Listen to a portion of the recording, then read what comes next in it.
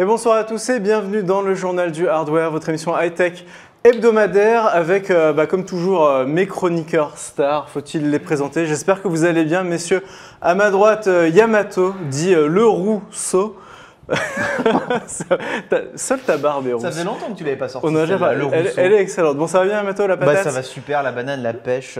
T'as été assez actif aujourd'hui. Hein. Ouais, j'ai pas arrêté. Pas mal monté de plateau sur une OP. Bon, on vous dit rien, mais ça va être complètement fou.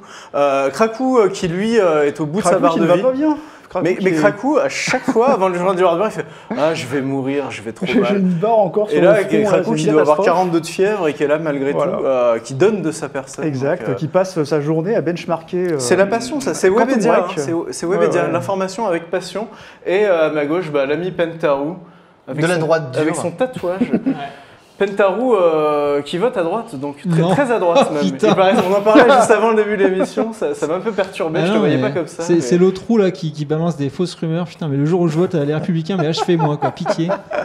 Non mais les Républicains c'est pas droite dure. Enfin, on fera un journal de la politique. Un journal de la politique. Une autre fois, avant les présidentielles, et on discute. Alors, on fera un débat, Je le fais dès le début, je fais un big up à Cardel et Théo qui sont à la Réal. Ça switch pas mal ces derniers temps, donc Cardel est revenu de vacances, on espère qu'il va bien. Apparemment, il est très en forme. Si tu fais tous les changements de plan comme ça, on va apparemment, Cardel est très en forme et Théo, donc, qui s'occupe du son. Donc, cette fois-ci, on a 2 personnes à la Réal. C'est très cool. Je remercie aussi les modos d'avance de nettoyez-moi tout ça, là, cette racaille du chat là, qui nous cherche ça chaque semaine. Non, je plaisante, soyez sympas. Et je vais commencer en fait par le sommaire. Donc les news comme d'habitude. Pas besoin d'avoir fait Polytechnique pour Trunks pour modérer le chat.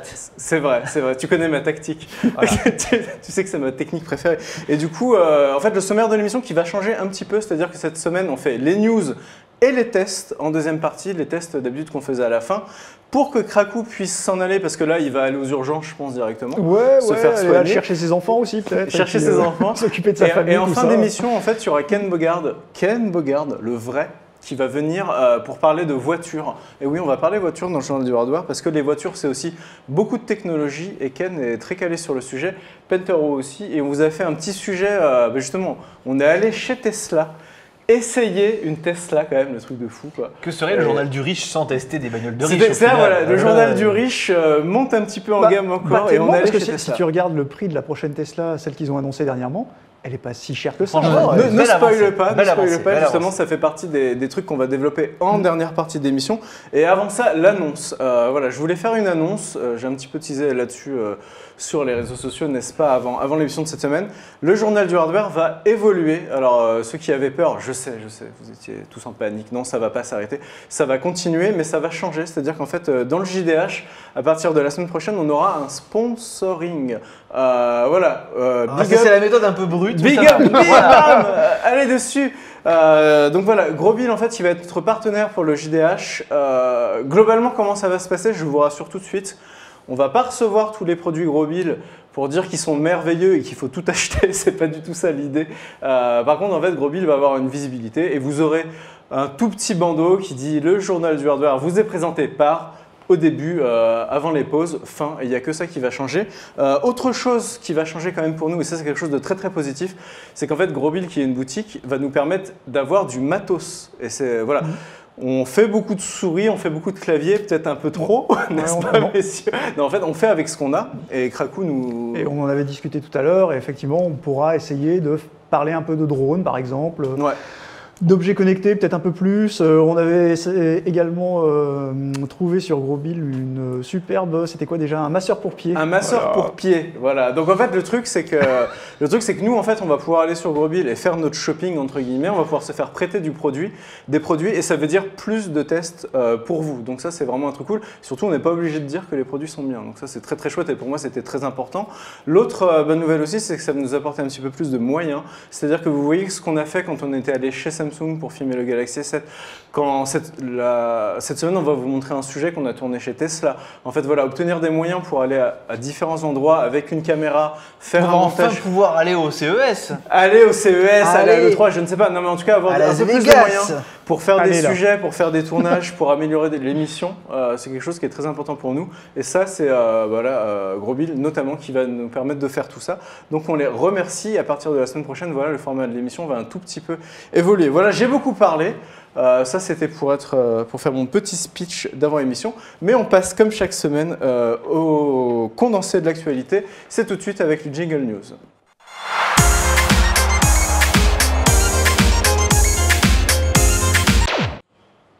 Alors Pentarou, on va commencer par toi cette semaine. Quelles sont les meilleures promotions qu'on peut trouver chez notre ami grosbill.com? Bravo. J'en ai aucune idée parce que je vais jamais chez eux. Mais donc, on voilà. rigole, mais bien sûr Comment que non. Bien sûr que non. Alors toi, tu veux nous parler de Nvidia qui a tenu une grosse conférence il y a quelques jours que j'ai Ouais. pas du tout suivi. Donc si tu peux nous En fait, résumer c'était un peu tout ça, c'est la cool. GTC, en fait, la GPU Tech Conférence, en fait, donc ceux qui développent sur les GPU. Ouais. Et donc Nvidia a fait une grosse conférence de plus de 2 heures en fait. On attendait tous qu'ils annoncent Pascal, donc les nouveaux GPU qu'on attend depuis des mois. Le grand frère Voilà, des, le grand des frère. Maxwell. Voilà, le grand Pascal, frère. le grand frère de Maxwell. Voilà. Quelque part, c'est ce qu'ils ont fait. Voilà, Facile, Maxwell mais joli. qualité filtre. Et du coup en fait ils ont annoncé. Regarde qu'est-ce qu'il est stylé avec sa veste en cuir. Ah mais si, c'est voilà, c'est Hung, je sais plus quoi. Jensen. Voilà, c'est Ouais. Jensen, ouais, il rocks avec son petit cuir tranquille là posé. Et donc il a annoncé le premier GPU Pascal, sauf que c'est pas pour le grand public. Voilà, je vais vous donner un peu les specs. Le Tesla P100. Il y a du Tesla partout décidément dans cette émission. Ouais, c'est clair. Donc le petit Tesla P100, il fait 150 milliards de transistors. 150 milliards de transistors. Donc le c'est un- transisport. de transisport. C'est quand tu joues avec Clash Royale c'est sur ça. ta Tesla. Et en fait, donc ça fait juste 100 fois plus qu'un i7. Voilà, juste pour donner un ordre d'idée quoi. My God. Ouais, parce qu'un i7 en général c'est My- pour miner du c'est Bitcoin. 1 milliard God. 4, 1 milliard et demi de transistors. Là, il y en a 150 milliards. My God, d'accord. Voilà, en puissance de calcul, ça fait juste 5,3 teraflops en virgule flottante en 64 bits. Donc autrement dit, ça défonce sa race. Et en cache J'aime de bien comme tu traduis. Ça défonce sa ça. race. Voilà. cherche Et en pas. cache de niveau 2, il y a 4 mégas, sachant qu'un i7 en a environ 256 kilo octets. Donc tu vois, c'est juste énorme. C'est une tuerie, d'accord. Et en fait, ce qui est intéressant au niveau architecture surtout, c'est qu'ils ont fait une mémoire commune entre le CPU et le GPU. Mémoire HBM2 qu'on attend tous depuis très longtemps. Ah, elle est mieux que la HBM1. Ouais, bah forcément. Et en fait, non, mais il y a des chiffres qui sont hallucinants. Par exemple, il y a 4000 câbles qui relient le GPU à la mémoire. Rien que ça, déjà, le bus Ouais, donc mémoire, c'est déjà c'est le 4000 GPU câbles. de tous les records. Bah, quoi. c'est Ouais. c'est juste de la gigantesque. folie. Et pour rappel, donc là, il y a 4000 câbles. Maxwell en a que 384. Donc tu vois, il y a déjà 10 fois plus de câbles qui relient la mémoire juste pour l'archi et Pascal. Il y a le bus NVLink aussi qui est nouveau. Pour les configs multi-GPU, où ça fait juste 160 gigabits par seconde de bande passante. Donc c'est 5 fois la vitesse du PCIe Express. Voilà aussi, tu vois, juste ça. Bah alors tout ça, on a compris. C'est ouf, c'est complètement ouf. Mais à quoi ça Ça sert? sert. Qu'est-ce que Et tu ben, fais avec ça justement, si c'est pour jouer? C'est pas- c'est- Toi, t'as ah, acheté non. 3615 Pentaru, enfin une petite aparté. Pentaru a acheté 3980 Ti en SLI. Ouais. Et finalement, Division en 4K RAM. Ouais, c'est ça. Alors ce truc-là qui est encore plus fou, à quoi ça sert? Alors justement, c'est ça pour moi, cette conf, elle m'a explosé le cerveau. Ouais. Parce qu'en fait, Nvidia maintenant se lance à fond dans l'intelligence artificielle.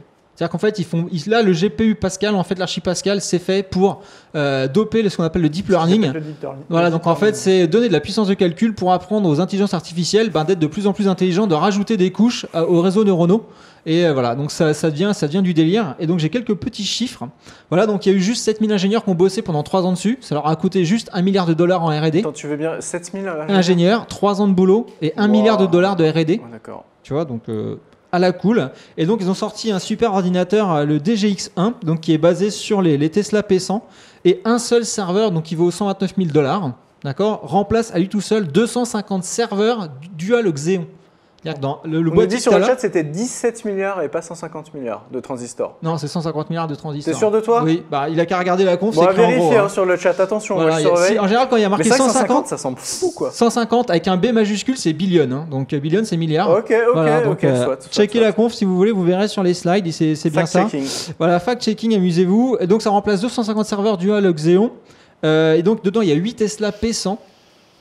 Voilà. Et pour info, ils sont reliés tout ça à 2 fois 10 gigabits de bande passante. Parce qu'il faut bien quand même communiquer avec le monde extérieur Donc- des fois. Donc là, ils ont créé le cerveau du T1000. Voilà, c'est ça. Voilà, Et c'est ça, en 170 gros. teraflops, 170 teraflops en fait de calcul. Donc en gros, ce qu'il disait, c'est qu'avec tes 250 serveurs dual Xeon, tu mets 15 jours à apprendre à l'intelligence artificielle. Lui, ça prend 2 heures.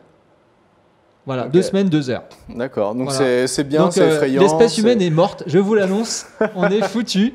Et ils ont fait donc des démos où ils mettent dans une IA 25 000 en fait peintures romantiques, donc de l'ère romantique. Et après l'IA, tu dis bah voilà, dessine-moi un lac avec des arbres. Et l'IA te dessine de manière romantique, donc un peu, je sais pas si c'est du Monet ou autre chose. une peinture faite de manière complètement random et c'est exactement du style romantique. Quoi. L'IA qui fait de la peinture. Ouais, complètement. C'est Et what the fuck. le style est Ouais. exactement comme enfin, c'est bluffant quoi. C'est-à-dire qu'on dirait c'est un Monet ou c'est un Pascal que tu On dirais. va bientôt peut-être, pouvoir quoi. remplacer Nio. C'est cool ça. Ah mais c'est Voilà. c'est vraiment ça.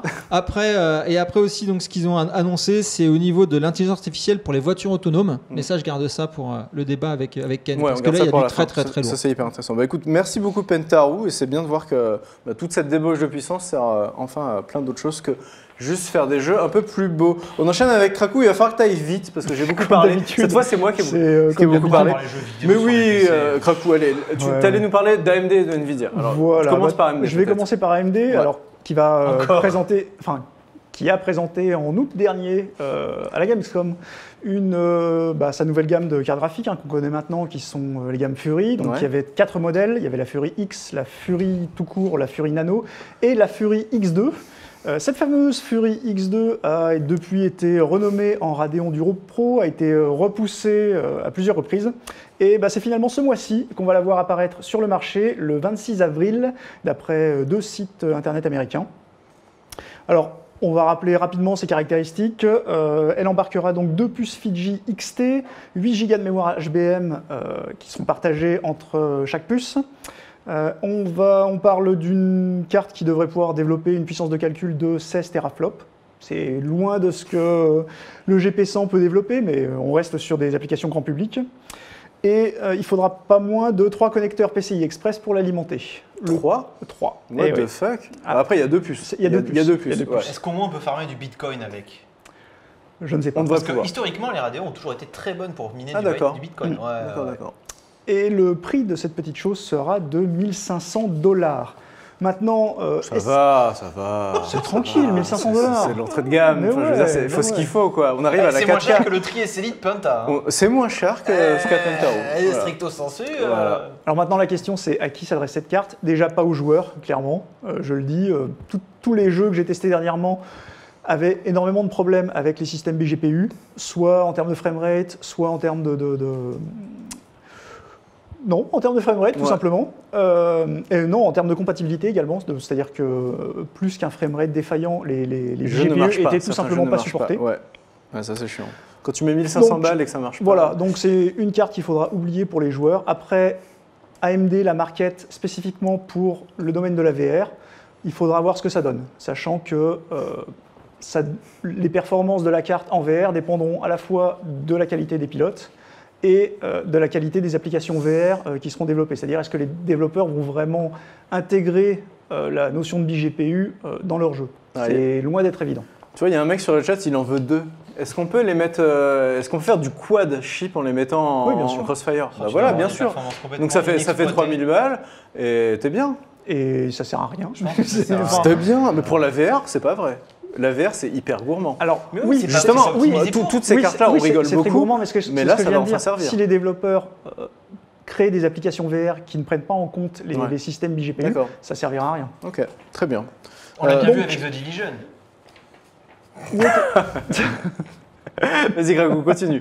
Donc, wait and see pour la Pour Radeon AMD. Duro Et chez Duo Pro. Nvidia, Et ça va chez parler justice. Nvidia, on va parler justice, on va parler gros sous, puisque Nvidia réclame des sous à Qualcomm.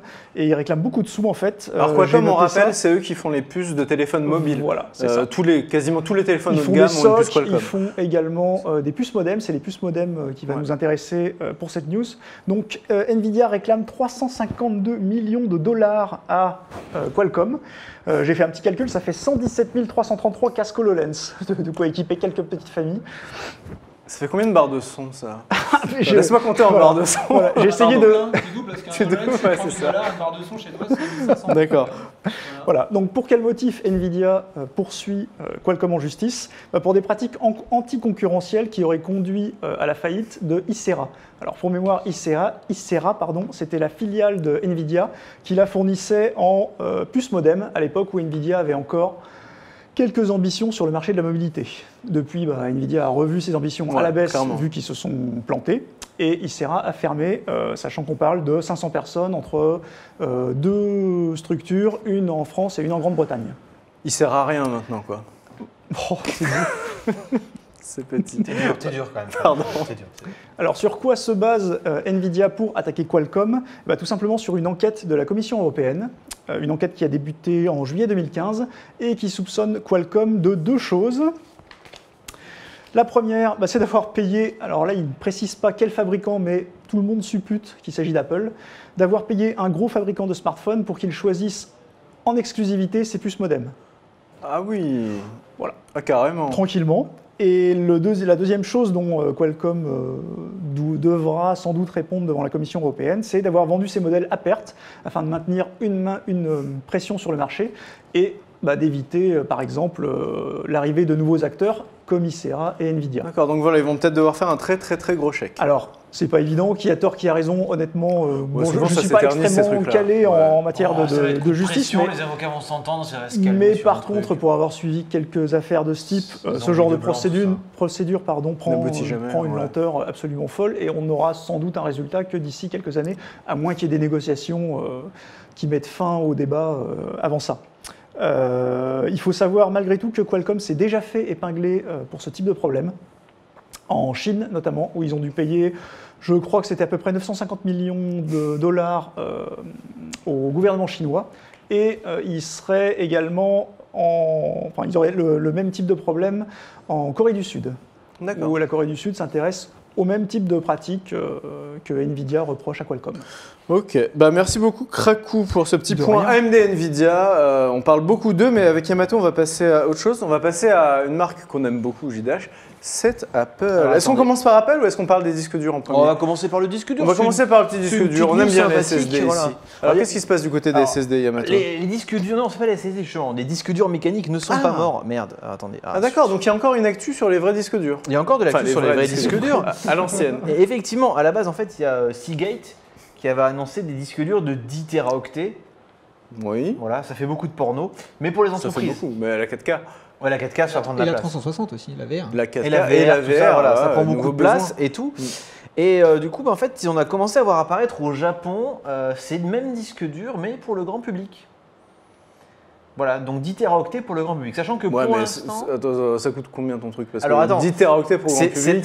C'est là que c'est la blague. C'est-à-dire que, en fait, on a actuellement des 8 téraoctets qui sont proposés aux alentours de 250 €, je crois, Krakow. Alors, ouais. je ne saurais pas te dire. Ouais. C'est entre 250 € et... Entre 250 € et 300 € les disques durs 8 téraoctets.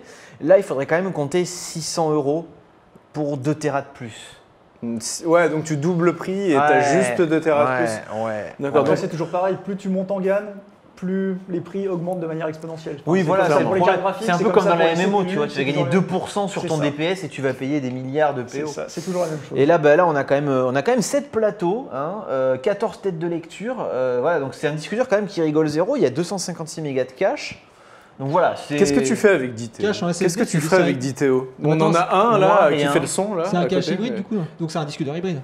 Non, c'est pas un disque dur hybride, c'est un disque dur mécanique à la base pour les serveurs qui est juste proposé au grand public pour l'instant. Donc c'est du 7200 tours classique, il n'y a pas d'embrouille en fait au final. Tu peux stocker toutes les émissions de Gaming Live, voilà. Ouais, je pense. Pendant une semaine. Tous les guas cassables. Voilà, tous les runs Dark Souls de karaté. Il en faut un, je pense. Juste ouais, voilà.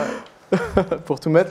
Ok, donc merci. Donc pour l'instant, Yamato. ça n'a pas trop d'intérêt, mais voilà, ils arrivent encore à augmenter la taille de stockage dans un boîtier 3 pouces et demi. C'est intéressant de voir que malgré tout, il y a une actualité du côté des vieux disques durs. On va passer à Apple. Après, il est quand même relativement véloce puisque le constructeur monte apparemment jusqu'à 230 mégaoctets seconde en écriture. Ah ok, et donc c'est pas en mal. lecture. Donc c'est les vieux SSD un peu pourris OCZ de l'époque, c'était les débits quoi. Ouais, donc ça évolue. Bon, après c'est théorique, il faudrait vérifier dans la pratique. Ouais, j'attends de voir la fiabilité. Je vais en demander un gros bill évidemment, juste pour le test. Voilà. Ah bah moi je prends.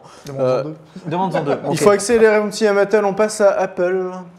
Ensuite, en fait c'est Apple qui a développé un brevet aujourd'hui pour un ordinateur portable sans clavier.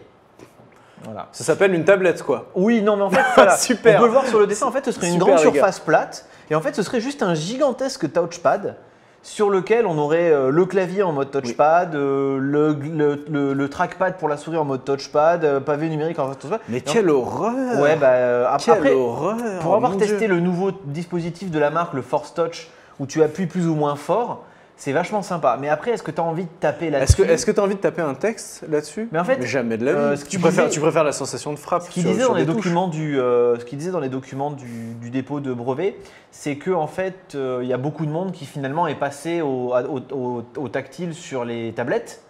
Et donc au final, ils pensent qu'il y a une population qui en fait serait intéressée. Tu crois qu'il y a des gens aujourd'hui, peut-être les plus jeunes, tu leur dis est-ce que vous préférez un clavier physique ou taper au tactile sur vos téléphones portables, ils vont te répondre le tactile.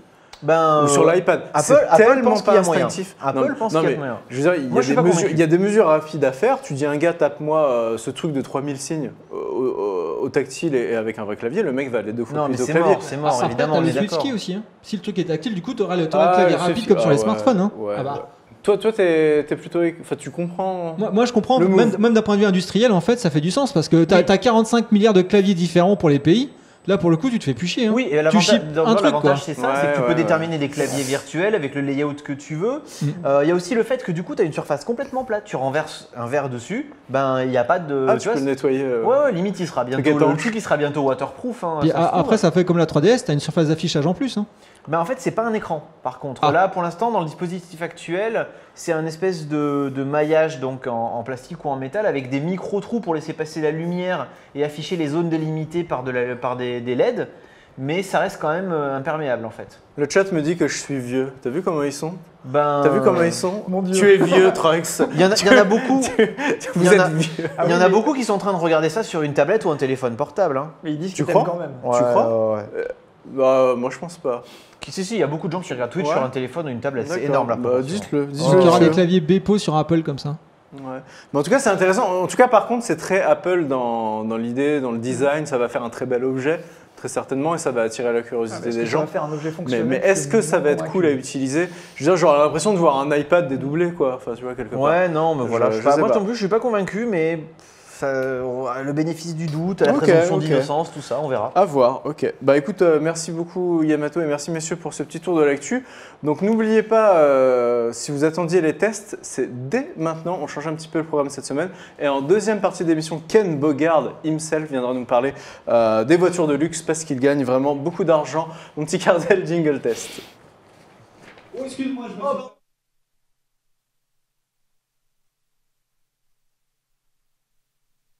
Non, mais tu as raison, Cardel. Non, pardon. Non, c'est moi qui ai Trunks, il est e-sport maintenant. Il est e-sport Clash Royale. On arrête tout. C'est ça d'être e-sport. Cardel qui a raison parce qu'en fait, j'ai changé moi-même le filet de l'émission. On marque une petite pause et c'est après le jingle test. Donc c'est Cardel qui suit mieux que moi. Voilà, on fait une petite pause. On se retrouve dans 3 e-sport, minutes. c'est pour ça en fait. Très petite pause. À tout de suite. Et voilà, de retour dans le JDH pour la deuxième partie de l'émission. On va parler test, on va parler matos cette fois-ci avec apparemment un petit fail micro pendant la pause. Donc je pense que vous avez entendu ce qu'on disait. Et on a dévoilé nos meilleures stratégies pour Clash Royale. Et ça me fait chier quand même parce qu'on a un clan Clash Royale, on a des stratégies ici. Le clan des cyberfourreurs d'ailleurs. Le clan des cyberfourreurs, clan très puissant à respecter. Et là, apparemment, le chat a entendu nos meilleures techniques. Et ça, c'est un petit peu dommage. Ça a surtout entendu nous plaindre de ce modèle économique scandaleux. C'est vrai que c'est un peu le jeu du mal Clash Royale. Moi, je suis sur Windows Phone, putain. T'es sur Windows Phone, tu peux T'es immunisé, je te plains pas. On parle matos avec Pentaru qui va nous parler montre connectée. Alors, t'avais déjà un bracelet. C'est un stagiaire, l'ingé son, on peut pas le licencier. Le Microsoft Band 2, ouais. Ouais, et que tu as abandonné et t'es passé à quoi maintenant? En fait, comme j'ai viré ma Qt pour Android, en fait, le Microsoft Band 2 fonctionne avec Android, c'est pas la question. Ouais. C'est juste que je me suis embourgeoisé. Et donc j'ai suivi ton exemple. J'ai suivi l'exemple de Trunks en fait. Et donc là, j'ai en fait la Tagger Connected. Donc Tagger, c'est déjà un peu plus. On n'a pas eu le petit jingle, monsieur. Ah, on n'a pas eu le petit jingle, c'est vrai. On va le balancer. Tu sais quoi, juste pour le plaisir. Attends, allez, avant pour le plaisir. Mon petit Cardel, jingle test.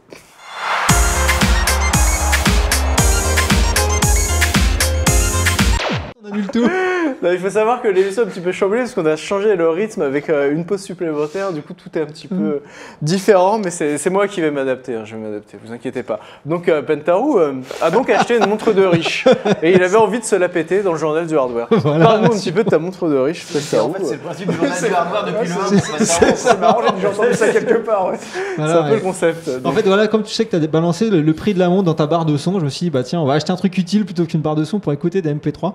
Ouais. Bref. En Bluetooth. En Bluetooth, c'est ça. Ouais, c'est vrai que c'est Team Bluetooth en plus pour le son. Bref, en fait, donc c'est la première initiative, la tag en fait d'une vraie marque suisse dans l'horlogerie suisse en fait dans les montres connectées. On attendait un peu la contre-attaque de tout des Tag Heuer, des Chopard, etc. C'est très important ce que tu dis pour beaucoup de gens. Tu vois, une montre, c'est quand même un objet très très très important. Il y a des mecs qui vont mettre des milliers d'euros dans une montre et jusqu'ici, il y avait des produits LG, Microsoft, etc. Samsung, des montres connectées et pour eux, ça faisait gadget. C'était pas une belle montre, le bel objet. Là, avec Tag Heuer, on y est. Voilà, c'est ça en fait, c'est vraiment la contre-attaque des horlogers suisses. On les attendait depuis pas mal de temps. Et donc là, Tag Heuer, donc c'est associé avec Intel. Est passé sur de l'Android Wear, donc c'est une montre connectée Android. Et par rapport à des modèles moins coûteux comme par exemple la Fossil ou comme le Moto 360, en fait cette montre-là a un écran qui est vraiment full utilisé. Parce qu'en fait dans les montres un peu moins chères, souvent en fait la partie basse de l'écran n'est pas éclairée, n'est pas allumée, parce qu'en fait ça sert de capteur de luminosité. Donc voilà, donc ça justifie pas l'écart de prix, hein, on est bien d'accord. C'est juste que là, en fait, c'est une montre avec des matériaux nobles, c'est du titane. Donc on voit vraiment que les mecs ont mis la barre au niveau en fait de la marque, d'image de marque de Tag Heuer. Donc là, tu as une montre en titane. Ouais, donc c'est un boîtier en titane. Wow, Pentaru. Donc elle est autonome, une bonne autonomie de 2 jours. Donc ça aussi, c'est vraiment pas mal. Pour une montre connectée, c'est vraiment bien. Ouais. Voilà, elle est en rupture de stock dès sa sortie. Comme quoi, les pauvres sont encore parmi sur cette planète. Hein, voilà. C'est les Panama Papers. Voilà, exactement. À tel point qu'ils ont dû prendre tout le stock d'Europe pour balancer aux US. Pentaru, j'étais surpris de ne pas voir ton nom. En fait, t'inquiète, moi je suis plutôt Team Afrique du Sud, c'est pour ça que Team Panama. Bref, donc un boîtier de 46 mm de diamètre, une batterie de 410 mAh. Elle fait Bluetooth 4.1, Wi-Fi 802.11n. Voilà, avec un CPU Intel d'1 Go 6 dual core. 1 Go 6 dual core dans ta montre. Exactement, mais donc en général l'horloge tourne à peu près à 500 MHz. Voilà, 1 Go de stockage, gyroscope, moteur haptique, détecteur de mouvement, microphone, elle fait 52 grammes, un petit écran en saphir anti-rayure, une résolution de 360 par 360 en 240 ppi, bien sûr multitouch. Voilà. Multitouch sur une montre. Oui, multitouch sur une montre. Oui, il fallait qu'il se démarque si tu veux de la concurrence. On va dire d'entrée de gamme, et écran LCD LTPS et une épaisseur de 12,8 mm. Voilà, donc un bel objet, donc voilà, ça moi j'ai craqué. Hein. Bon, moi j'ai envie de poser la question qui tue, elle est très belle, mais par contre toi tu avais déjà eu des bracelets connectés, etc. auparavant. Est-ce qu'elle fait, en dehors de sa qualité de fabrication, est-ce qu'elle fait des choses en plus ou est-ce que ça reste la même utilisation au quotidien? En fait c'est complètement différent dans le fait que si tu veux c'est une forme de vraie montre, avec un vrai boîtier, si tu veux, en titane qui pèse lourd, etc. Alors, autant la BN2 était très orientée sport, et pour faire du fitness, de la muscu, etc., c'était parfait, autant celle-là n'est pas du tout adaptée pour le sport ou la muscu. Donc cette montre-là, c'est vraiment pour la personne qui aime les belles montres, tu vois, qui veut se faire plaisir, qui veut un vrai boîtier, un vrai bracelet, une belle finition, mais qui va pas forcément être un maso de ma fréquence cardiaque, de combien j'ai perdu de calories, combien j'ai fait de pas. Elle le fait, elle fait pas la fréquence cardiaque, mais elle fait les calories, elle fait les pas, etc. Du coup, il n'y a pas du tout ces mais voilà, non, par contre, il n'y a pas la fréquence cardiaque, tu vois, par exemple. Donc c'est vraiment une montre que tu portes, voilà, en fait, qui fait habiller, qui fait classe, quoi, tout simplement. Alors, j'ai une petite question, Pentaru, quand même, puisqu'il faut rester pratique. Combien elle coûte cette belle montre en titane avec un écran de saphir? Comme ta barre de son, 1400 €. 1400 €? Ouais. Oh, ça va, je m'attendais à pire. En fait, si tu veux, pour une montre d'horloger suisse, c'est bon.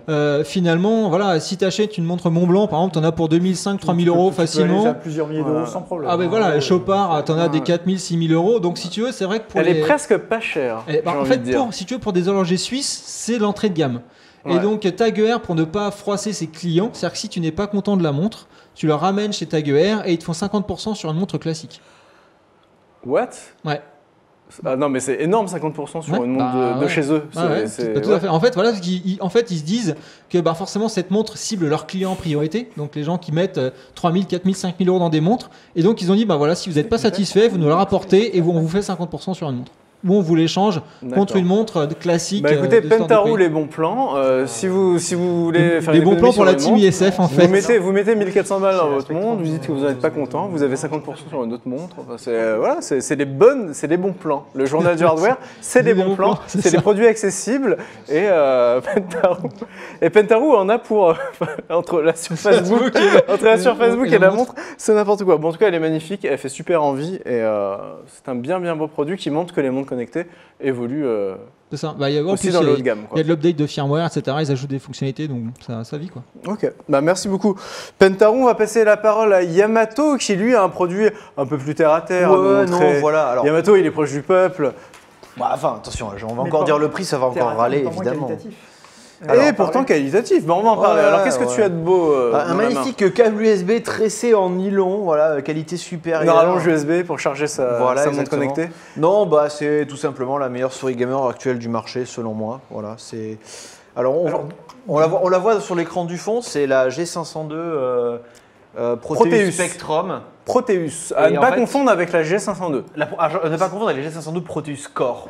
Il y a la Core et la Spectrum. Il va falloir nous expliquer tout ça. Ben, en fait, c'est très simple. Il y en a une, elle fait le rétroéclairage RGB et l'autre, elle fait du rétroéclairage bleu. Voilà. Ok, Voilà, c'est 80 €, me remerciez pas, bisous. 80 € la souris? Non. Alors voilà, en fait, donc c'est une souris gamer à 80 €. C'est pas donné pour une souris gamer, mais pour moi, c'est la meilleure souris gamer parce que la prise en C'est main pas en fait, donné. est excellente. Krakou, il nous en a montré des souris à 200 balles. Donc, Oui, voilà. 80, ça va. Non, quoi. on revient sous la barre des 100 €, c'est déjà pas mal. Donc l'avantage, c'est qu'en fait, elle se prend très bien en main. Les clics, c'est des switches chambrons mécaniques très réactifs et relativement solides. Elle a le gros avantage en fait par rapport à d'autres souris du marché, c'est qu'elle a une molette débrayable pour de la navigation internet. Tu appuies sur un petit bouton et oui, tu fais rouler la molette sans aucune résistance. Ça, tu la rebloques. C'est bien ça? C'est vraiment Ouais, bien. c'est super pratique. Moi, j'aime beaucoup la molette débrayable, effectivement. Ok. Ouais. Après, bon, il y a le classique, hein, les boutons sur le côté, 2 boutons sur le côté, un bouton sous le pouce, 2 autres boutons sur les côtés du clic gauche. La molette, en fait, qui a des boutons latéraux pour précédent et suivant. Ça, c'est super Ouais. pratique. En plus du clic molette. Alors ça, si tu fais un mauvais geste, c'est pas gênant, entre guillemets? Non, tu parce que tu les- l'actives pas par erreur? C'est difficile de l'activer par erreur parce qu'il faut bien aller sur les côtés, en fait. Et non, après, bon, tu as un système de poids, mais ça, j'ai toujours trouvé que c'était du bullshit un peu inutile. C'est juste histoire de faire genre. Surtout que de base, la G502 est assez lourde. Donc, c'est Ouais, vrai que voilà, on rajouter est d'accord. du poids à tout ça. Au niveau du poids, c'est pas tout à fait nécessairement- correct. Bon, ça se joue à. C'est des bois de 8 grammes, je crois. Ouais, c'est un peu de la branlette, mais bon, c'est pour faire genre. Moi, je trouve ça bien. Les patins en téflon, ben, il y a 2 gros patins dessus, dessous, 2 sur les côtés un peu plus modestes, donc la glisse en fait sur tout type de surface, c'est nickel. Et bon, ben, le capteur, on est sur du 12 000 dpi de la branlette, mais de toute façon, ça fait bien longtemps qu'on ne fait plus décrocher une souris de ce style. Elle est c'est hyper précise, il n'y a aucun problème, voilà. Donc Elle est le... dispo en gaucher ou pas? Hein Le chat me demande si elle est dispo en gaucher. Non. Non, c'est le problème, Et c'est qu'elle n'est c'est pas une dispo en gaucher, honte, elle est Logitech. uniquement pour les droitiers. Et c'est une honte. Bah, je pas- représente les pas- gauchers.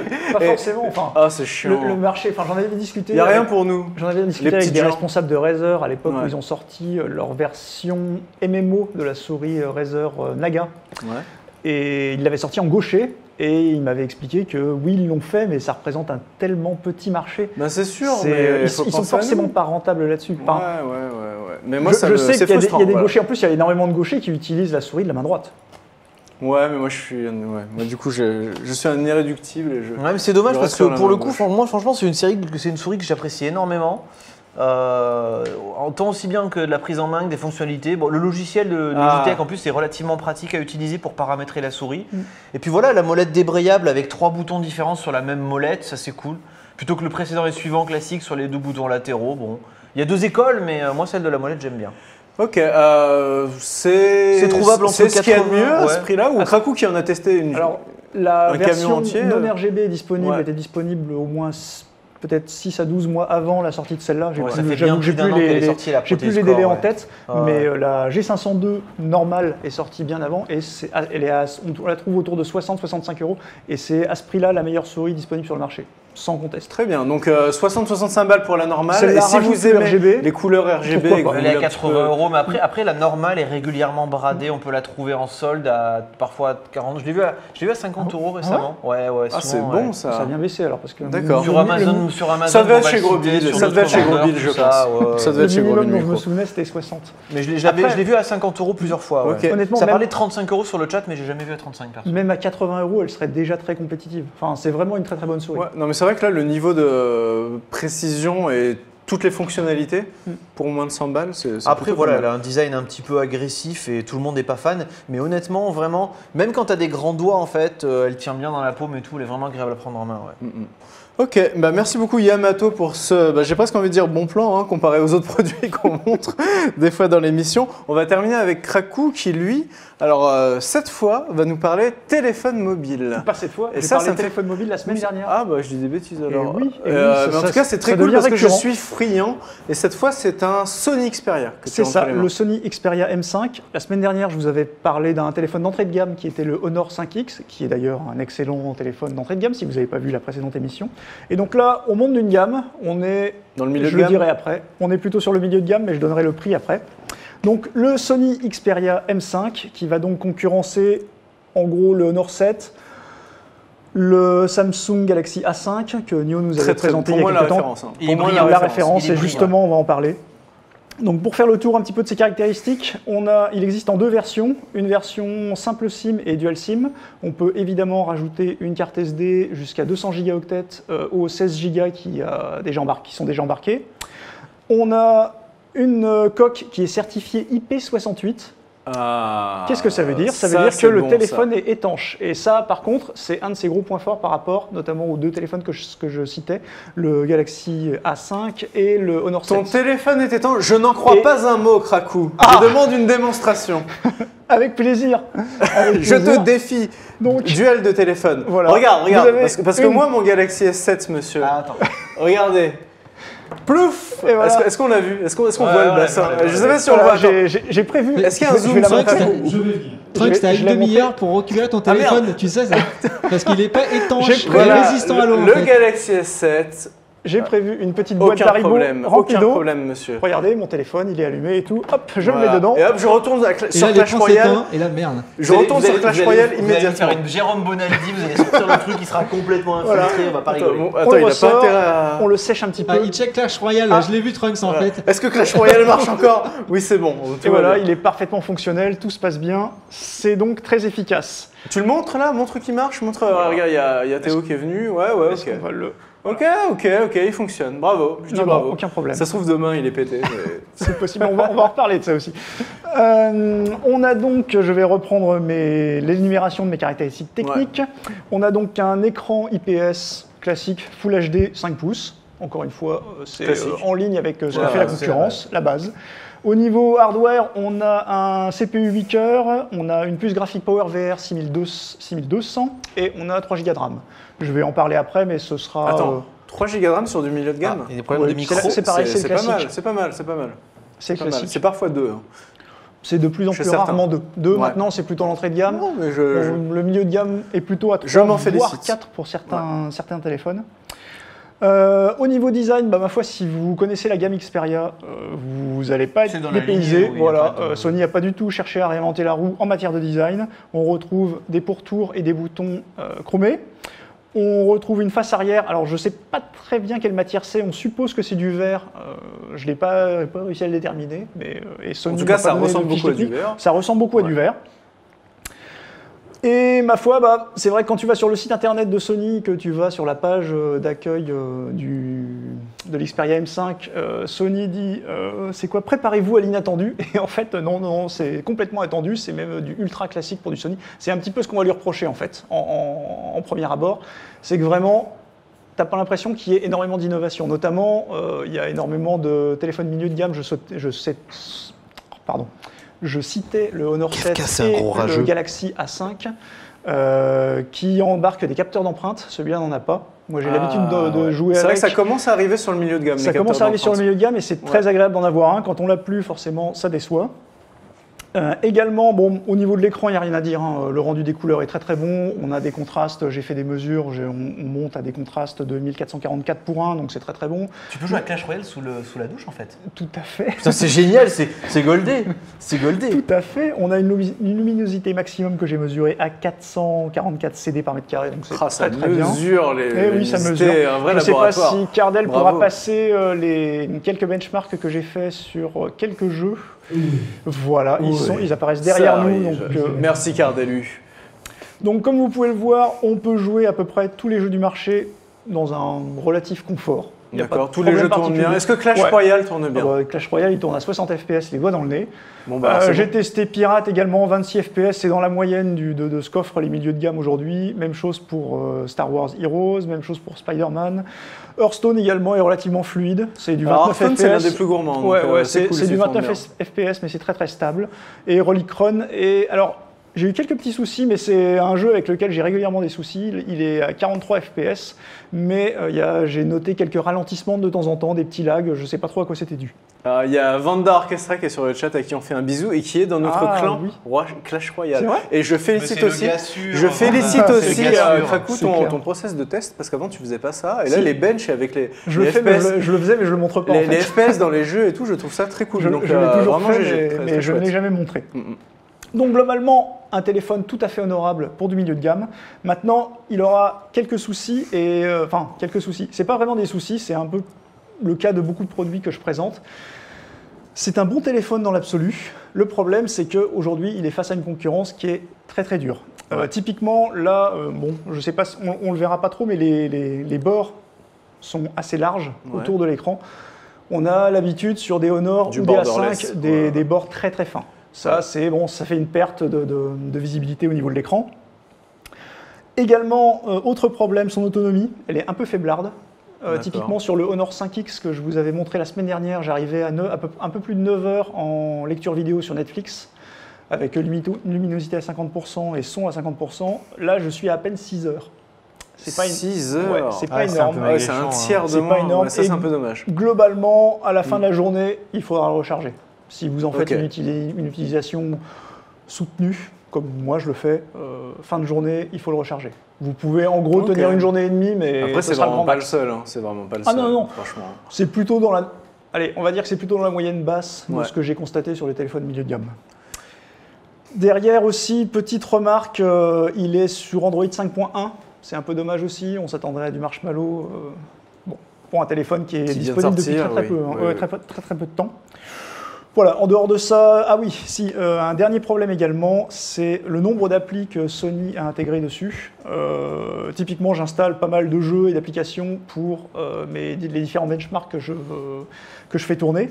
Et là, j'en étais à peine à une grosse moitié d'applis téléchargées que déjà le téléphone m'a dit « Ah non, c'est plus possible, j'ai plus de place ». Donc pas assez de place, mais en gros, de base, une fois, quand on l'allume et qu'on a téléchargé toutes les mises à jour, il nous reste 7,5 à 8 gigas. C'est finalement assez peu.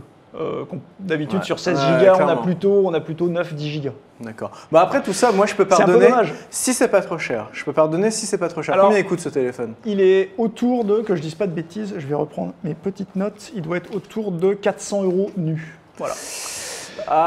C'est dans les prix du marché. Je m'aurais dit 320 balles, tu vois, c'était parfait. C'est dans les prix du marché. Mais là, après, il est face au A5. Le A5 qui est véritablement la référence à ce niveau-là. J'ai pas parlé des photos. Alors, je précise une petite chose. J'ai pas parlé des photos parce que sur mon exemplaire, le capteur photo est cuit, le capteur dorsal. Donc, j'ai pas pu faire de test de photos. Malgré tout, je me suis un peu inspiré de ce qu'ont fait notamment les numériques et Frandroid sur ce téléphone. Et eux considèrent que il est bon en photo en lumière naturelle, en extérieur. Par contre, dès qu'on passe en basse luminosité, il devient inférieur et au A5 et au Honor 7 que je citais régulièrement. Et globalement, ça va être ces deux principaux concurrents. Et c'est vrai que par rapport à cela, le Honor 7 est à 350 €, il a un capteur d'empreinte, il fait de meilleures photos. C'est un peu difficile. Et le A5, ça on l'a déjà présenté, c'est la nouvelle référence du milieu de gamme. Donc, comme je l'ai dit, c'est pas du tout un mauvais téléphone. Notamment, c'est le seul qui vous proposera une étanchéité IP68. Par contre, en dehors de ça, en termes de fonctionnalité, on lui préférera peut-être un Honor 7 ou un Galaxy A5. Il y a un mec, merci Krakou pour cette synthèse, il y a un mec sur le chat qui dit le capteur a pris l'eau, c'est pour ça qu'il ne marche pas. Non, il n'a pas pris l'eau, je vous assure, c'est un défaut. Ça arrive sur les exemplaires qu'on reçoit, surtout quand ils sont passés par plusieurs rédactions. Et on nous dit sur le chat qu'on trouvait même parfois avec des promos le A5 à 300 balles. Donc là, c'est vrai que ça fait, ça fait un sacré bon rapport qualité-prix. En tout cas, il est très intéressant. Il est très intéressant, il est assez joli. Mais quelque part, réjouissons-nous parce qu'en ce moment, vraiment, quand tu veux un téléphone à 300-350 250 balles, il y a un choix mais incroyable et beaucoup de qualité. Un choix incroyable et beaucoup de qualité. Ce qui n'était pas du tout le cas il y a quelques années. Avant, soit tu prenais l'iPhone ou le Galaxy, soit il y avait rien. Des fonctionnalités. Là aujourd'hui, c'est vrai que sur toute la dernière génération de téléphones, que ce soit celui-là, mais aussi le Honor 7 ou le A5, on a vraiment tout ce dont on a besoin pour un prix relativement modeste. Après, je veux pas être mauvaise langue, mais Sony est très souvent positionné trop cher par rapport à la concurrence. Mais ils ont une très bonne image de marque, Sony. Tu sais, Sony, c'est une marque qui a toujours été un peu chère. Sur le haut de gamme, à la rigueur, même sur les consoles, 20%, ça peut passer, mais sur du milieu de gamme, ça passe pas, clairement. Le segment à 300 € est tellement compétitif que dès que tu es positionné un peu trop haut, tu es perdu. Certes. Surtout que c'est typiquement, comme le dit Yamato, c'est un segment où tu vas chercher le prix. Le prix devient une composante importante. Après, sur le haut de gamme, tu vas claquer 700 ou 800 € pour un téléphone, c'est pareil, quoi. C'est pareil. Mais oui, c'est pareil. Après, bon, écoutez, merci beaucoup. Merci beaucoup, messieurs. Voilà, changement de format. Cette fois, je ne me trompe pas. C'est l'heure de la deuxième petite pause. On vous fait 2 pauses, mais elles sont très courtes. Ça va durer 2-3 minutes. Juste le temps d'accueillir Ken Bogard-Verdier, le millionnaire, le justicier milliardaire qui arrive avec…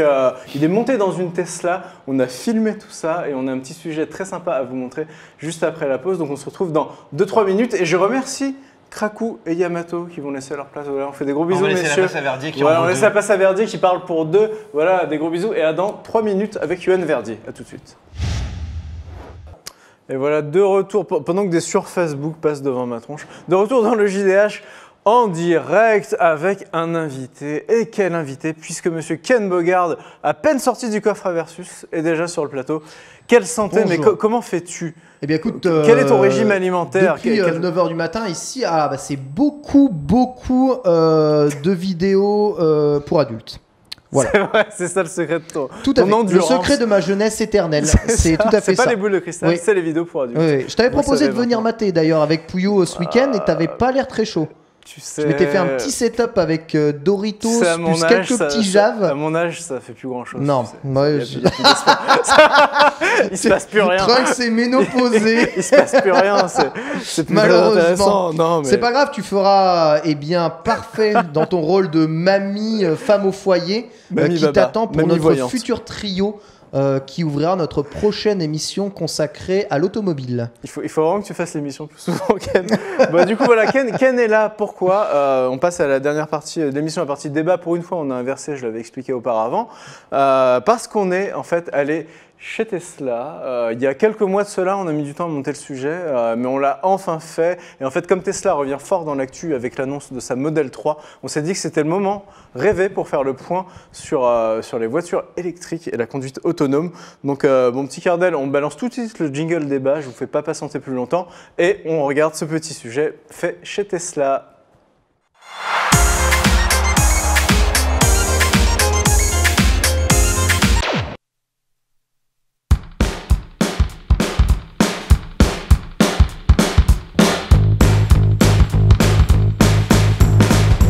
Salut Trunks, on est en direct de chez Tesla grâce au MMC Ken Mobile. Eh bien j'ai pu m'offrir cette magnifique P85D. Et toi Pentaro, tu es venu donc avec ta voiture électrique personnelle, cette Renault Zoé. Cette chiotte, est-ce que... Je suis désolé, j'ai pas tes subs mon gars, donc je fais ce que je fais avec ce que j'ai. Et on va voir aujourd'hui ce que cette voiture a à proposer en matière de connectivité, de multimédia, de hardware embarqué pour comparer évidemment à ce que vous possédez probablement tous, à savoir ce téléphone et ce smartphone. Bon Pentaro, on est dans ma nouvelle voiture, la P85D. Comme tu peux le voir, on est très bien installé et ça a quand même une autre gueule que ta Zoé, tu m'excuseras. Regarde-moi cette magnifique on dirait une clé d'Aston Martin. En fait, c'est le nouveau Amiibo, c'est ça en fait? C'est l'Amiibo Tesla? C'est une voiture électrique, il y a aucun bruit à l'intérieur. Regarde, j'ai la caméra de recul, j'ai tout ce que tu veux. Moi aussi j'ai la caméra de recul. Et j'ai une voiture qui a de la gueule. Est-ce qu'on est aussi bien installé que, regardez, Sully qui est ici, coucou Sully, il est super bien installé à l'arrière. Lui, il est comme un prince là actuellement. Confort, là. Le hardware à l'intérieur, c'est du Nvidia. Voilà. Nvidia Tegra, un software propriétaire qui est sur une base Linux et tout est géré uniquement via tactile et via cette tablette centrale qui est quand même, je dois bien l'avouer, extrêmement réactive. Un écran 17 pouces, mec, 17 pouces. Mise à jour automatique, connectivité 3G. La voiture est totalement équipée avec un système de son 5.1 Dolby Surround. J'ai une navigation extrêmement rapide et fluide. Et j'ai, ce qui nous intéresse surtout, un GPS intégré basé sur Google Maps, Google Earth. Là, tu as l'application Tesla, donc je peux commander et piloter ma voiture à distance.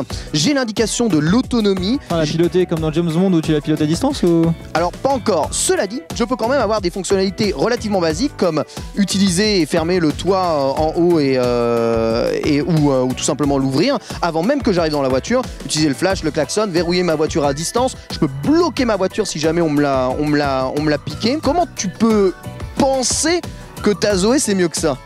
Bah écoute, ce que je peux penser, c'est que pour 110 000 euros, j'ai envie de te dire heureusement que t'as ça, parce que moi, ma Zoé, c'est un peu 15 000 euros. Moi, par contre, j'ai une chose que tu n'as pas. Moi, j'ai un store avec des applications.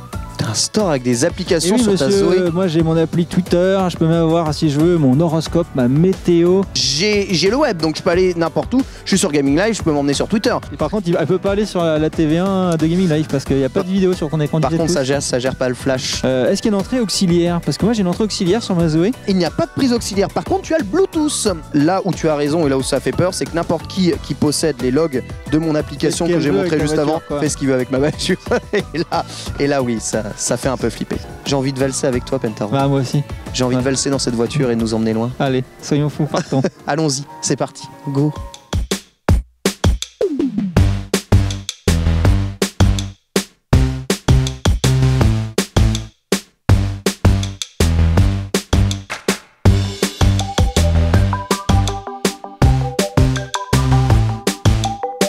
C'est le GPS de ta Zoé, enfin l'écran embarqué, ça a l'air tout petit et pas très HD hein, quand même.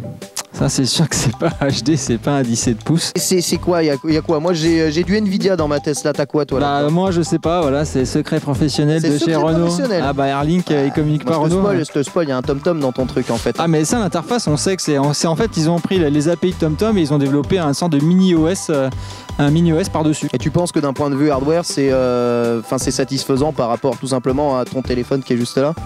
Ah bah c'est beaucoup moins puissant que mon téléphone qui est juste là. D'un autre côté, j'ai quand même pas mal de choses que je peux faire en interaction avec mon smartphone via ça. Ça contrebalance un peu le manque de performance de l'écran. Hein. C'est quoi le système sonore que tu as dans la voiture là? C'est un système Arcamis avec des basses qui vont bien. Et je peux spatialiser le son également. Donc comme dans ta Tesla. Et c'est pas Arcamis dans la Tesla aussi peut-être? Non, c'est Swan. Swan? C'est ça. Autre chose, mon cher. Un petit truc que tu n'as pas, toi, tu vois, c'est en fait un vrai store avec, tu vois, un store d'applications. Voilà, tu vois, j'ai les Airlink Store. D'accord. Voilà, avec, je peux installer des applications, les télécharger, les acheter. Est-ce que tu as de la mémoire embarquée sur ton truc? En fait, ici, je peux mettre une carte SD. J'ai une connexion aussi USB et j'ai une mini jack que toi tu n'as pas. C'est vrai. Donc si tu veux brancher un super player audio un peu type Pono pour mettre du FLAC en très haute qualité, et ben toi tu ne peux pas le faire. Bah écoute, c'est vrai que maintenant que j'ai fait un petit tour dedans, j'avoue que le tableau de bord, etc., avec les beaux capteurs qui s'affichent tout, l'écran 17 pouces, j'avoue ça a de la gueule et c'est bien plaisant. Et c'est vrai que je serais prêt à sacrifier mon Twitter pour cette quoi. J'avoue, mais là où t'as raison et là où ta Zoé est quand même assez géniale, c'est qu'elle coûte 8 fois moins cher. En entrée de gamme 70 000 euros, le modèle qu'on a ici 100 000 euros.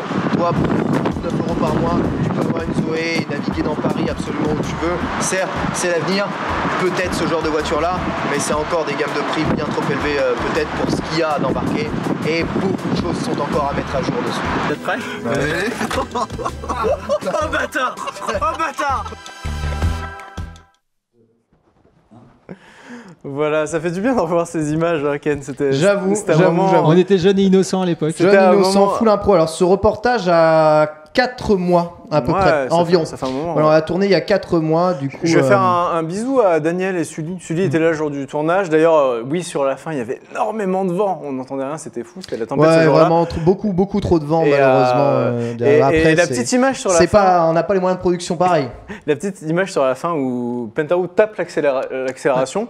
Il faut savoir qu'on était dedans. Vous étiez à l'arrière, et je crois qu'elle s'est cassé la gueule, la Tesla, et toi t'as fait dans ton froc. Moi j'ai fait dans mon froc. La Tesla Model S fait le 0 à 100 genre en 2 secondes 8. En 2 secondes 8. En fait, c'est-à-dire que le truc il part, mais ton cœur, il s'arrache. Ton cœur, il explose et on était vraiment choqués de la puissance. En fait, c'est un jet d'accélération. Voilà, Cardell le remet, mais à ce moment-là où Pentaru met le mode sport et appuie sur l'accélérateur. C'est le mode insane. C'est le mode insane chez Tesla. Mais c'est à péter un câble. 700 chevaux, 2 secondes 8, 0 à 100, voilà quoi. 700 chevaux, c'est juste n'importe quoi et c'est pire qu'un manège, voilà, c'est pire que les montagnes russes.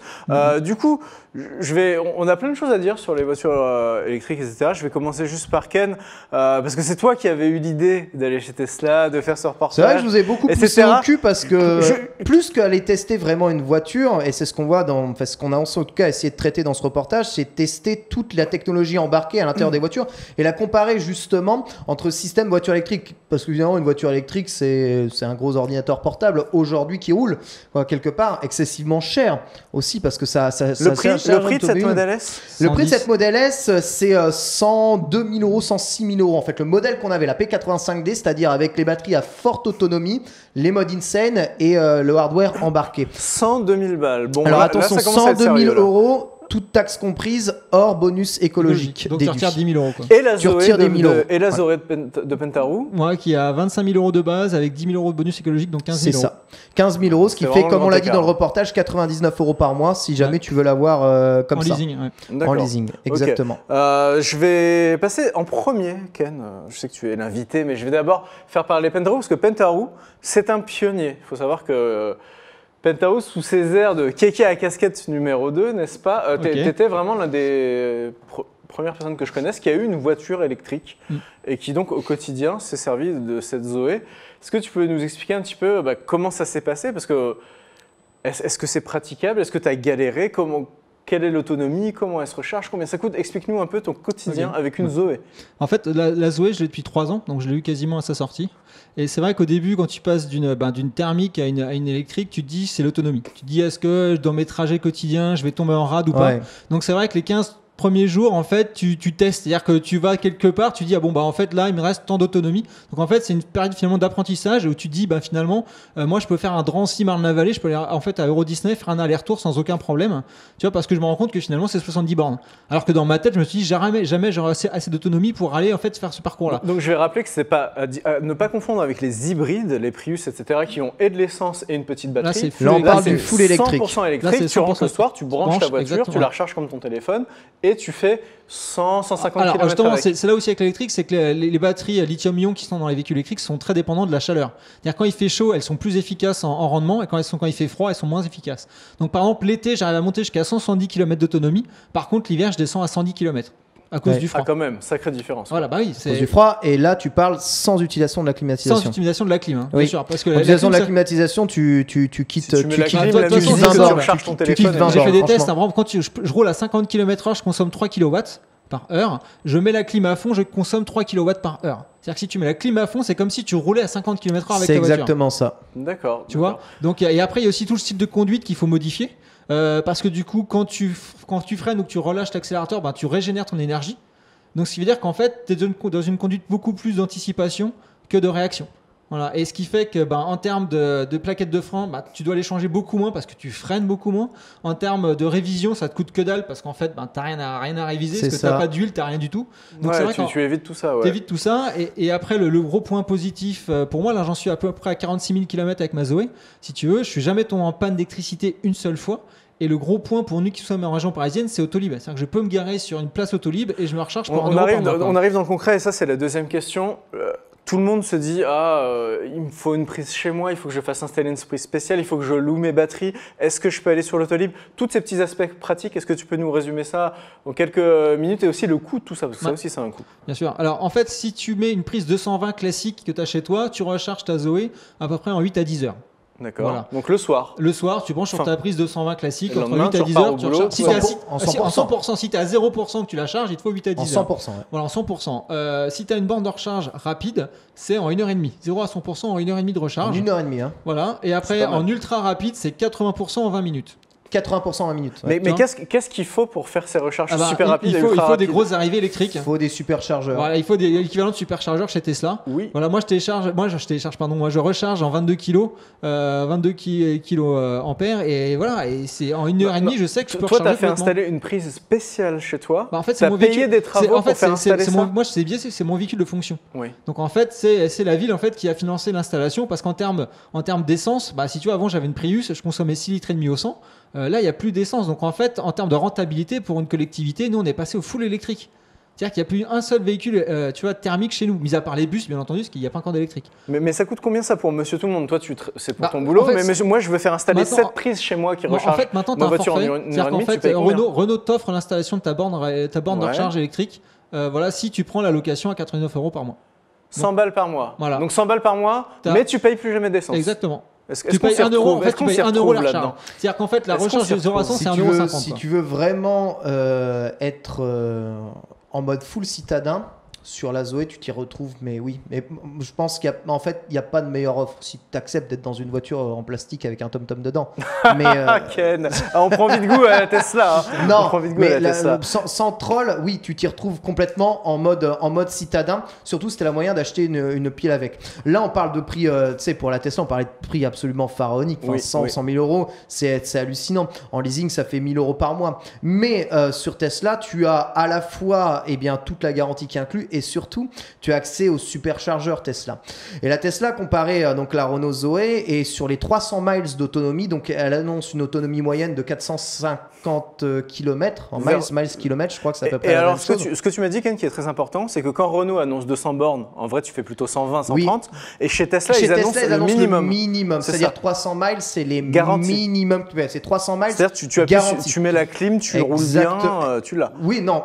300 miles garantis en roulant, cool. Tu vois, en roulant minimum. Si tu utilises la clim, tu utilises des trucs en plus. À partir du tu utilises, non, sans la clim, sans les trucs comme ça. 300 miles minimum, c'est-à-dire en conditions assez difficiles, etc. Et ces 300 miles qui font quand même 450 km se transforment la plupart du temps, oui, avec une utilisation concrète en 360 km. Ouais. Mais 360 km avec tous les superchargeurs que Tesla développe actuellement en Europe et pourquoi ils les développent autant et pourquoi ils vont les doubler dans les 3 ans parce qu'ils veulent que l'offre électrique grandisse de plus en plus. Savoir que quand on a été tourné ce reportage, on est allé rencontrer le patron de Tesla France qui nous a reçus et qui a répondu en fait à nos questions, que ce soit hardware ou même en matière d'interface.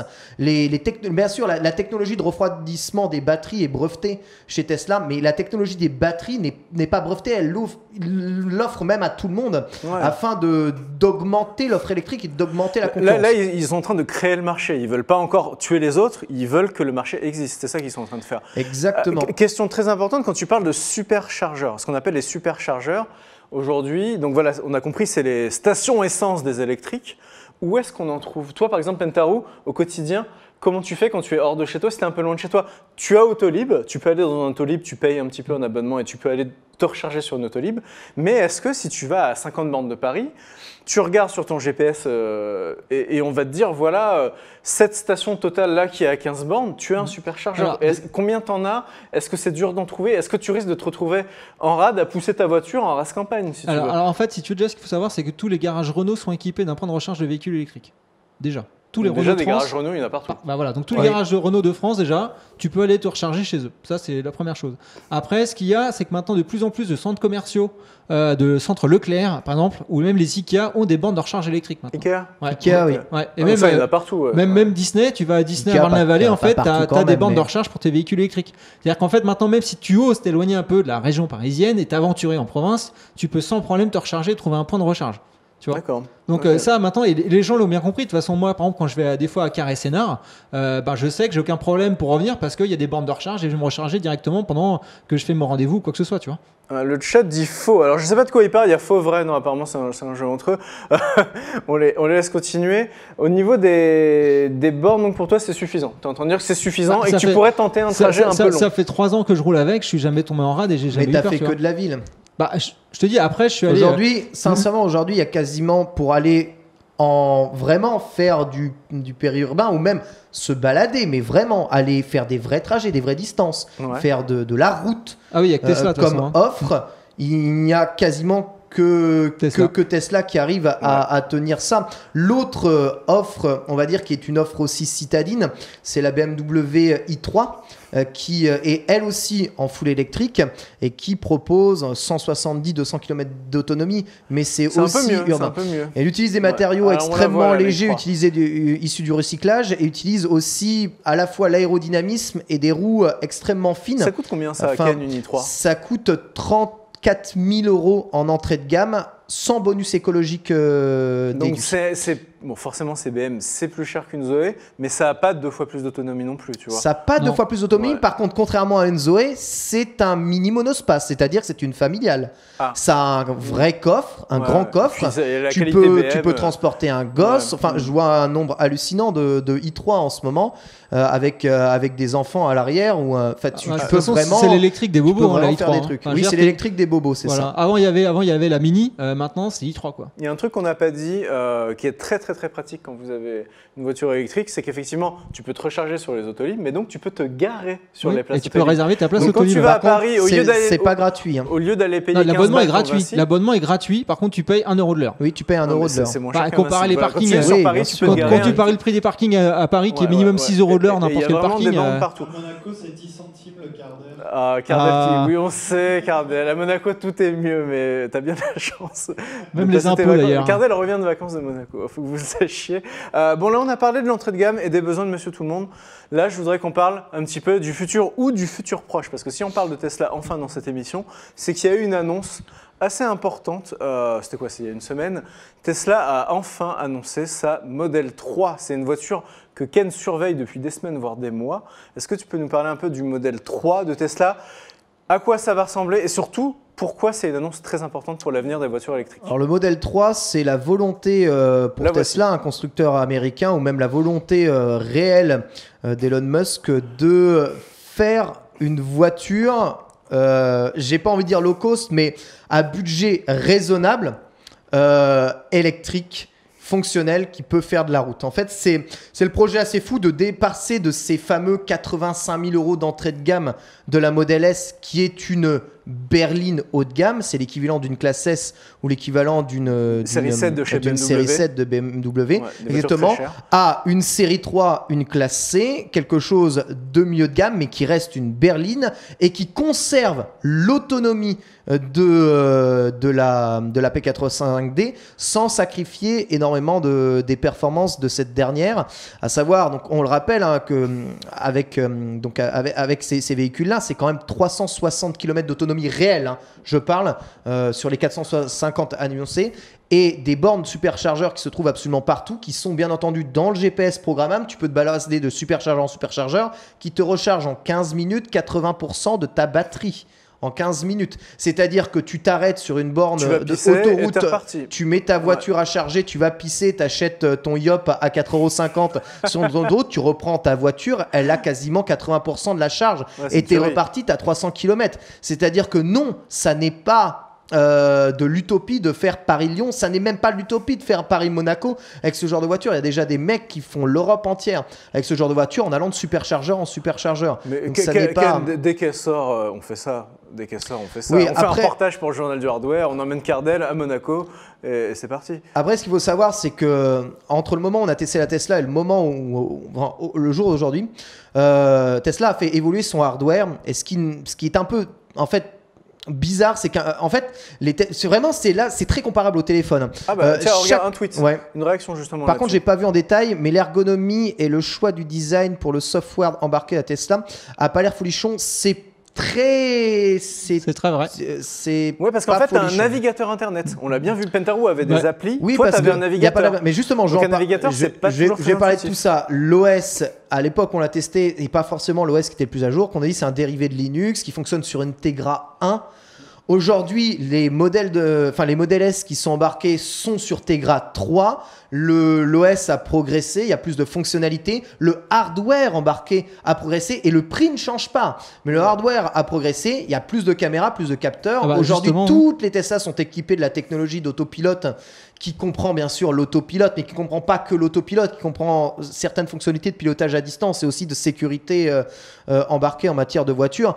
Et pour le coup, ça rattrape les gammes de voitures thermiques qui font déjà ça, la haute gamme de voitures thermiques qui font déjà ça, sans parler d'autopilotage, mais pour tout ce qui est technologie de sécurité embarquée, eh bien c'est déjà le cas, en tout cas sur le haut gamme et les voitures premium. En tout cas, voilà, ce qui est très justement sur Nvidia, pour justement à la dernière conférence d'Nvidia, la GTC 2016, justement, il y a eu une bonne demi-heure sur justement les véhicules embarqués, sur la technologie embarquée dans les véhicules. Ah ouais, il y a eu une demi-heure là-dessus parce que Nvidia, c'est un marché important. Ah mais c'est un marché plus qu'important en fait, et donc j'ai repéré quelques chiffres comme ça à donner. En fait, actuellement, avec le Drive PX, donc qui est l'ordinateur embarqué pour les voitures de chez Nvidia, ils ont 4 caméras qui analysent 180 fps. C'est-à-dire que chaque caméra analyse à 180 fps la route. Ouais. D'accord. Tu vois déjà. Donc tu dis qu'il faut de la puissance de calcul pour analyser ça en temps réel. Et là, avec le Drive PX2 qu'ils ont annoncé, donc qui va arriver, tu peux avoir jusqu'à 12 caméras embarquées dans ton véhicule et qui analysent chacun 15 000 points en fait dans la route. C'est-à-dire qu'en fait, tu as 12 caméras qui vont faire un mapping en 3D avec 15 000 points chacune de ton environnement. Et ça s'upload dans le cloud et ça se download pour mettre à jour. C'est-à-dire que tu vas avoir un mapping complet de toutes les routes du monde entier à 15 000 points à chaque fois. D'accord. Voilà, donc la voiture voit son environnement. Donc la voiture voit son environnement par caméra 15 000 points. D'accord. Alors Ken avait prévenu, ça passe très vite. Donc là, on est déjà quasiment à la fin de l'émission. On va gagner, on va grappiller 10 minutes. Hein. C'est Monsieur Karaté après. Ouais. Il nous le pardonnera parce qu'il commence pas toujours exactement à l'heure. Hein, mais c'est vrai. Mais je m'excuse auprès de la régie qui elle doit rester par contre. Du coup, Ken, cette Model 3, si je résume le truc, on aura l'équivalent technologique d'une Model S, donc la première voiture qu'on a vue dans le reportage qui vaut 100 000 balles. C'est ça. On aura juste un peu plus petite, la taille d'une Mercedes classe C. C'est ça. À 35 000 euros. C'est un écran 15 pouces. C'est pas totalement vrai. L'entrée de gamme sera comme ça à 35 000 euros, sans le bonus écologique, mais tu n'auras pas tout ce que tu as dans une Model S à 100 000. Là, la Model S, la P85D, oui, mais tu as cette autonomie. Tu as l'autonomie. Ouais. Oui, ça, c'est l'important. De toute façon, chez Tesla, tu as l'autonomie. Et tu as tout le hardware, c'est-à-dire le même hardware. C'est vraiment toute la technologie caméra, capteur embarqué, plus puce, plus carte graphique. Un écran 15 pouces à l'intérieur pour gérer l'intégralité de l'OS et de la conduite. Mais après, évidemment, tu peux monter en gamme et avoir plus, que ce soit des modalités de confort, mais aussi plus d'options. Il y a beaucoup de beaux fonctions de service qui sont justement ajoutées à ça. Mais ça a l'air génial comme ça, mais ça pose quand même des soucis. C'est que là, à l'annonce de la Model 3, Tesla en a vendu 275 000 en une semaine. Et la vérité, c'est bon courage pour suivre la production. Tout ça, c'est qu'il va falloir produire. En retard. Ils ont prévu de livrer en 2017 les premières, 2018 en Europe. La vérité, c'est que les modèles ne seront pas livrés avant 2019, très probablement. Et qu'en ce temps-là, toute la concurrence qui, eux, travaillent aussi sur des modèles, pas forcément électriques, mais n'importe quoi, qui font évoluer la technologie. Aujourd'hui, le moteur thermique est bien entendu imbattable. Mais le moteur thermique pose des problèmes que ne pose pas vraiment le moteur électrique. C'est toute une histoire de problème. La pollution. Oui, la pollution, mais après, faut arrêter. Le bruit et la pollution. Ouais, le bruit, d'accord, mais la pollution, c'est une. Le confort de conduite aussi. La vérité, c'est que la pollution d'une voiture électrique, tu l'as pas lorsque conduis ta voiture électrique, mais en termes de production des batteries, tu crois quoi? Tu crois pas que ça pollue? Oui, ça pollue comme des bâtards. Bien entendu, tu crois que le lithium-ion, les batteries qui sont équipées comme ça, tu les fabriques comme ça sans polluer? Alors, on va prendre 5 dernières minutes, Ken. La conduite, on va dire quasiment automatique. Moi, j'ai pu voir quelques vidéos de mecs qui montent dans la Tesla, qui appuient sur autopilote et qui se mettent à faire une partie d'échecs. Mais vraiment, les mecs, ils étaient à Los Angeles, ils ont fait 200 bornes comme ça. Est-ce que tu t'es renseigné là-dessus? Est-ce que c'est quelque chose qui t'intéresse? Est-ce que c'est quelque chose de fiable? Parce que quand même, il ne faut pas avoir peur, hein, tu vois, pour rouler à 150 et à 130 et pas regarder la route. Je veux dire, je ne sais pas si je le ferais, moi. Est-ce que tu as confiance en cette technologie? Oui, j'ai confiance. Ouais. Le fait est que c'est pas très, en fait, c'est pas récent. C'est un peu comme si je te montrais la Wiimote comme étant l'accessoire révolutionnaire de l'histoire. La voiture autonome, quelque part, on peut le faire depuis 5 ans.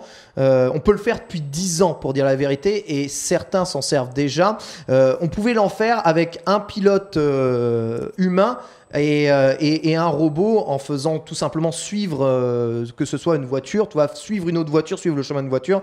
Ça, c'est quelque chose qu'on savait déjà faire. C'est même certains camions qui utilisent déjà ce genre de technologie. Il y a déjà les caméras, les systèmes embarqués pour pouvoir le faire. Maintenant, ça demande, oui, une certaine puissance de calcul, mais quand ils parlent d'autopilote chez Tesla, c'est pas juste pouvoir lâcher le volant avec ton régulateur de vitesse qui est serré et puis la voiture, elle règle les trucs. Franchement,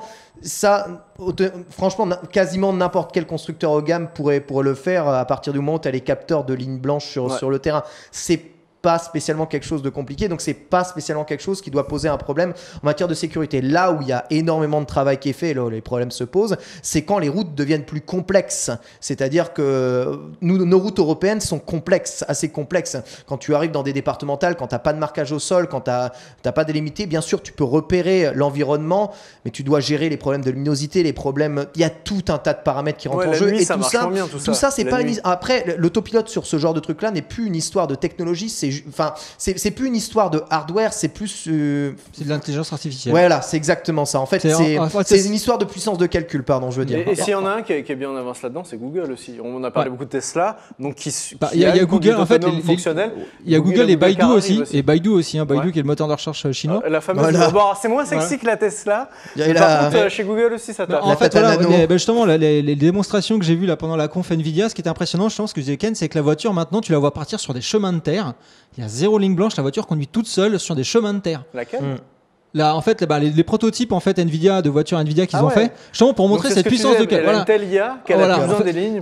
Exactement, c'est l'IA. C'est exactement ça. Voilà, l'IA en fait maintenant est capable d'analyser l'environnement dans lequel elle est et de déterminer si elle est sur une route ou pas, où va la route, s'il y a des obstacles. Et d'ailleurs, c'est assez intéressant dans la vidéo qu'ils ont montré, c'est qu'au début, il y a 2 ans de ça, en fait, tu vois le véhicule qui se prend des poubelles, qui se prend des plots, etc. 4500 km plus tard, le véhicule a appris de ses erreurs et maintenant évite tous les obstacles et roule sur de la terre, etc. Et à un moment, tu vois la voiture, elle est sur une route parfaitement nickel avec une bande blanche et elle tourne à droite sur une route. Elle va se rebeller, elle va écraser des vieilles.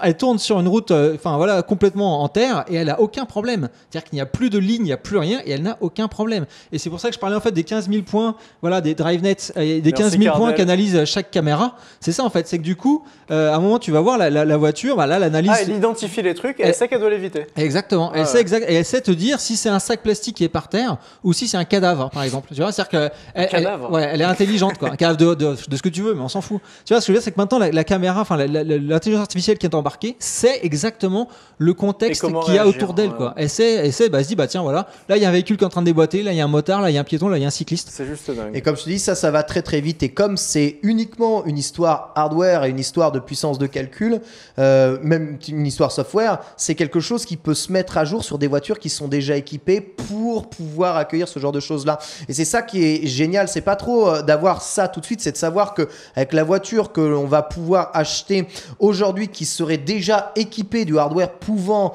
accueillir ce genre de truc, va pouvoir ensuite évoluer et faire ça sans avoir forcément à changer de modèle. On va avoir des voitures qui évoluent. Aujourd'hui, il y a de plus en plus de voitures qui sont toutes connectées. Là, on parlait de connexion 3G pour la modèle S.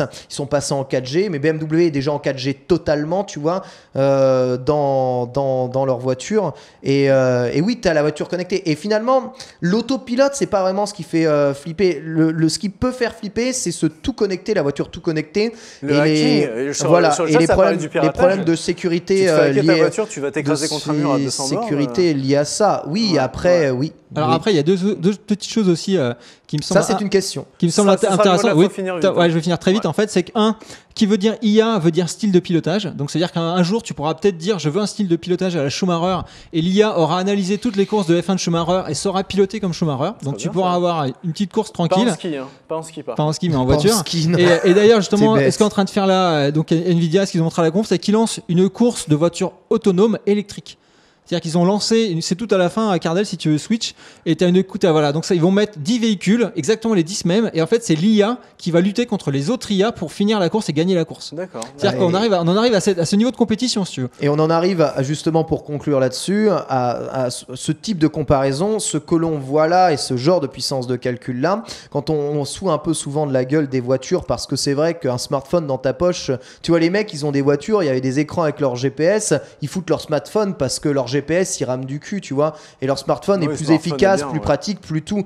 Tu dis que c'est complètement ridicule. Et aujourd'hui, les constructeurs l'ont bien compris ça et font de plus en plus évoluer justement la puissance qu'il y a à l'intérieur de leur voiture, non seulement pour avoir les fonctionnalités de base d'une voiture qui permet une navigation et une conduite améliorée, mais aussi pour se prêter à ce genre de choses-là, parce que même selon tous ces problèmes de hacking, tout ça, en fait, ça apportera plus de sécurité que d'insécurité quand tu pèseras sur la balance. Au total, c'est évident. Au bout du compte. C'est évident quand tu vois comment les gens conduisent. Donc on va, avec ce genre de truc, à mon avis, on va rouler plus sûr et encore une fois beaucoup plus propre, parce que après il y a tout l'agrément de conduite et toute la conduite aussi qui est gérée par l'ordinateur de bord. On va rester là-dessus parce qu'on est déjà en retard. Merci beaucoup Ken d'être venu, Ken Bogard, je t'en prie, Verdier, et on reparlera de tout ça. Je pense qu'on reparlera de tout ça. Moi je pense que ça peut être intéressant passionnant de faire justement un comparatif de ce qu'on a vu là avec ce que les autres constructeurs ont à produire dans le même type de gamme. En tout cas, on vous a promis plus de sujets dans le JDH et j'espère que celui-ci vous a plu. C'est le genre de choses qu'on va essayer de refaire à l'avenir.